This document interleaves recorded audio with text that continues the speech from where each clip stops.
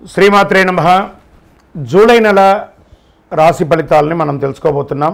అంతకంటే ముందు ఈ జ్యోతిష్యం అనేది ప్రతి ఒక్కరికి కూడా నాకు ఈ నెల ఎలా ఉంటుంది, నాకు వ్యాపారం బాగుంటుందా, నాకు ఉద్యోగం బాగుంటుందా, నాకు వివాహం అవుతుందా, నేను రాజకీయాల్లో బాగుంటానా, నాకు సంతానం అవుతుందా, అందరికీ అన్ని రకాలైనటువంటి క్వశ్చన్స్ ఉన్నాయి కదా. వాటికి అన్నిటికీ ఈ నెల గోచార గ్రహస్థితులు ఎలా ఉందో కూడా చెప్తున్నాను. బాగా గుర్తుపెట్టుకోండి, జాతకం పడుతున్న వర్షానికి ఒక గొడుగు మాత్రమే, కానీ జాతకం జీవితం కాదు. ఈ నెల గ్రహస్థితులు: రవి జూలై 16 వరకు మిథునంలో ఉండి తర్వాత కర్కాటకంలోకి ప్రవేశిస్తున్నారు. కుజుడు జూలై 26 వరకు సింహంలో ఉండి తర్వాత కన్యా రాశిలో ప్రవేశిస్తున్నారు. బుధుడు ఈ నెలంతా కర్కాటక రాశిలో ఉంటున్నారు.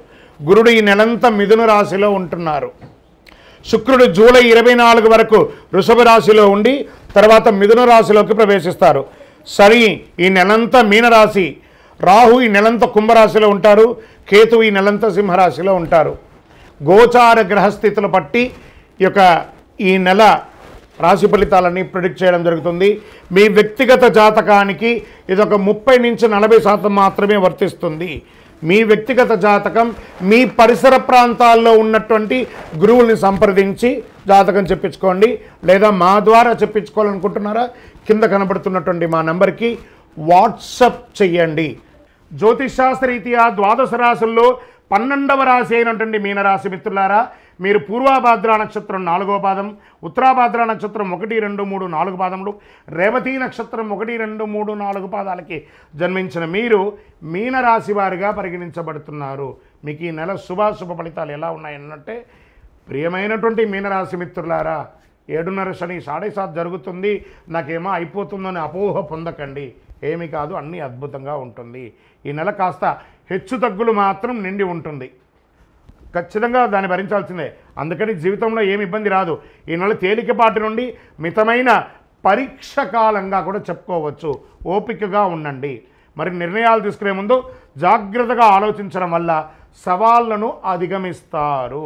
ఆత్మవిశ్వాసం, ధైర్యాన్ని పెంచుకోండి, ఎందుకంటే సవాళ్ళు ఎదుర్కోవాలి. ఆర్థిక పరిస్థితి బాగా ఉంటుంది, స్ట్రెస్. మీరు ఇవ్వాల్సిన వాళ్ళు చాలామంది మీకు ప్యానిక్ చేస్తారు, మీకు రావాల్సింది రాదు, ఏం చేయాలో తెలియదు. లోన్కి వెళ్ళాలా, లేకపోతే చిట్ ఫండ్స్కి వెళ్ళాలా, ఆస్తిపాస్తులు అమ్మాలా అనే ఒక స్థితి వస్తుంది. కానీ ఓపిక పట్టండి, మాట్లాడండి. ఎవరికైనా ఇవ్వాలనుకుంటే వాళ్ళతో మాట్లాడండి, వాళ్ళని అవాయిడ్ చేయకండి, పరిష్కారం దొరుకుతుంది. అదనపు ఆదాయ ప్రయత్నాలు సత్ఫలితాలను ఇస్తుంది.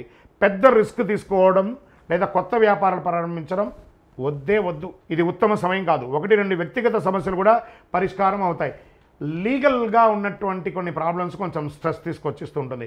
మిత్రుల సహాయంతో కొన్ని ముఖ్యమైన వ్యవహారాలు పూర్తి చేస్తారు. ఆధ్యాత్మిక విషయాల మీద శ్రద్ధ పెరుగుతుంది. కుటుంబ జీవితం ఆనందంగా సాగిపోతుంది. విదేశాల్లో ఉన్న పిల్లల నుంచి శుభవార్త వింటారు. సంతాన యోగానికి అవకాశం ఉంది. ప్రేమ వ్యవహారాల్లో సఖ్యత కాస్త లోపమవుతుందని జాగ్రత్త పడండి. మీ యొక్క పుత్రులు, కూతురు కానీ కొడుకు కానీ వివాహం నిశ్చయితార్థమయ్యే అవకాశాలు కనబడుతున్నాయి. ఉద్యోగంలో పై అధికారులు మీకు కొంచెం స్ట్రెస్ ఉంటుంది. వృత్తి జీవితంలో నిమిషం కూడా తిరిగి లేని పరిస్థితి ఏర్పడుతుంది.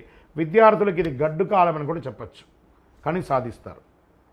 గురు భగవానుడి యోగంగా ఉన్నాడు కదా. ఇంట్లో ఉండి చదువుకునే విద్యార్థులు కూడా సబ్జెక్టు పైన దృష్టి పెట్టాలి. మొత్తం చదువులపైన గొప్ప ప్రభావం చూపిస్తుంది. చాలా జాగ్రత్తగా చదవాలి. రాజకీయ నాయకులకి ఇది గడ్డు కాలమే అండి, జాగ్రత్తగా ఉండాలి. తస్మాత్ జాగ్రత్త. మీకు దస్తావేజులు, డాక్యుమెంట్స్ అన్నీ ఉంటాయి కదా, జాగ్రత్త. మిస్ప్రాపర్ అవ్వకుండా, లేదా లైసెన్స్ రెన్యువల్ అవన్నీ కూడా ఇబ్బంది ఉంటే చూసుకోండి. వ్యవసాయదారులకి చాలా బాగా ఉంటుంది. మీడియా రంగం, ఐటీ రంగం వారికి చాలా బాగుంటుంది. ఆహారం తీసుకునేటప్పుడు ఆచితూచి ఆహారం తీసుకోండి. చంద్రాష్టమం జూలై 4, 7, 2025 3:19 ఉదయం నుండి 6, 7, 2025 4:01 వరకు చంద్రాష్టమం ఉంటుంది. మళ్ళీ ఇదే నెల రెండోసారి కూడా చంద్రాష్టమం వస్తుంది. 31, 7, 2025 11:15 ఉదయం నుండి 2, 8, 2025 11:52 వరకు చంద్రాష్టమం ఉంటుంది. కాబట్టి ఈ యొక్క 2 రోజులు చాలా ఆచితూచి వ్యవహరించండి. ఏ విధమైనటువంటి దస్తావేజుల మీద సంతకం పెట్టాలన్నా, ఇతరులతో మాట్లాడాలన్నా చాలా జాగ్రత్త. ఏ విధమైనటువంటి మాట పట్టింపులకి అన్నదమ్ములు, అక్కచెల్లెలు, బంధుమిత్రులతో వెళ్ళకండి. ఓవరాల్ మీనరాశి వారు జాగ్రత్త జాగ్రత్త జాగ్రత్త. మరి ఏం చేయాలి దీనికి? స్వామి మాకు ఏమైనా పరిహారం ఉందా, ఆరాధించాల్సిన దైవం ఏమైనా ఉందంటే కాలభైరవాష్టకం చెప్తూ ఉండండి, ఆదిత్య హృదయం చెప్పండి ఆరోగ్యానికి. మీ యొక్క ఇష్టదైవాన్ని ప్రార్థన చేయండి. ప్రతిరోజు ఒక ప్రదక్షిణం నవగ్రహాలకి పక్కన ఉన్న దేవాలయంలో ప్రతిరోజు వెళ్ళండి. ఒక 5 నిమిషాల పని, ఒక 19 ప్రదక్షిణాలు నవగ్రహాలకి తిరిగి రండి. ఆ శని భగవానుని ప్రార్థన చేయండి. నాలుక మీద వచ్చి కూర్చున్నాడు సాడేసార్. జాగ్రత్త. ఏం చెప్పాలి ఆయన దగ్గర? దేహి మే బుద్ధి వైశిష్ట్యం, దేహి మే నిత్య యవ్వనం, దేహి మే పరమానందం, దేవదేవ జగత్పతే శనేశ్వర, నువ్వు తప్ప మాకు వేరే దిక్కు లేదు, అన్యదా శరణం నాస్తి అని ఆయన పాదాలను పట్టుకోండి. అన్ని సమస్యలు తొలగిపోతాయి. శుక్రవారాల్లో అమ్మవారికి రావుకాల సమయంలో నెయ్యి దీపం వెలిగించండి. ఇంకను మీ వయస్సు ఎంత ఉందో అన్ని దీపాలను శని భగవాన్ని ముందర వెలిగించండి నువ్వుల నూనెతో.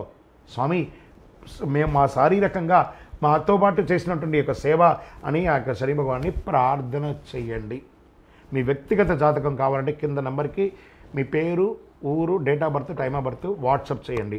ఇంకా మీ సమస్యలన్నీ కాస్త పరిష్కరించుకోవడానికి, కాస్త అనుకూలం పొందడానికి అతి శక్తివంతమైనటువంటి మా కరుంగాలి మాలను ధరించండి. ఈ మాల మన దేవాలయంలో 48 రోజులు పూజ చేసి చండీ సుదర్శన హోమాదులు చేసి దీనికి సంపుటి చేసి ల్యాబ్ టెస్ట్ చేసి మరీ అందిస్తున్నాం. మాల కావాలి అని మా కింద నెంబర్కి వాట్సాప్ చేయండి. మీకు వివరాలన్నీ కూడా పంపిస్తారు. మీరందరూ కూడా క్షేమంగా ఉంటారు. ఇంకను ద్వాదశ రాశుల్లో ఉన్న ప్రతి ఒక్కరు కూడా మీరందరూ కూడా ఆయురారోగ్య ఐశ్వర్య భోగభాగ్యాలతో ఉండాలని అఖిలాండ కోటి బ్రహ్మాండ నాయకుడు శ్రీ ధర్మశాస్త్ర అయ్యప్ప స్వామి వారిని ప్రార్థన చేస్తూ, తిరుపతిలో 18 అవతారాలుగా కొలువై ఉన్నటువంటి అయ్యప్ప స్వామి వారి దేవాలయం జీవకొండలో ఉంది. ఆ దేవాలయాన్ని వచ్చి దర్శనం చేసుకోండి. జీవితంలో భాగ్యం ఉంటేనే, రాసి పెట్టి ఉంటేనే ఆ దేవాలయంలో అడుగు పెట్టగలరు. ఆ దేవాలయంలో వచ్చి దర్శనం చేసుకోండి, అష్టైశ్వర్యాలు పొందండి. మీకోసం ఎప్పుడు ప్రార్థన చేస్తూ ఉంటాను. చంద్రమౌళి వెంకటేష్ శర్మ. వందే మాతరం, వందే మాతరం, వందే మాతరం. విజయోస్తు.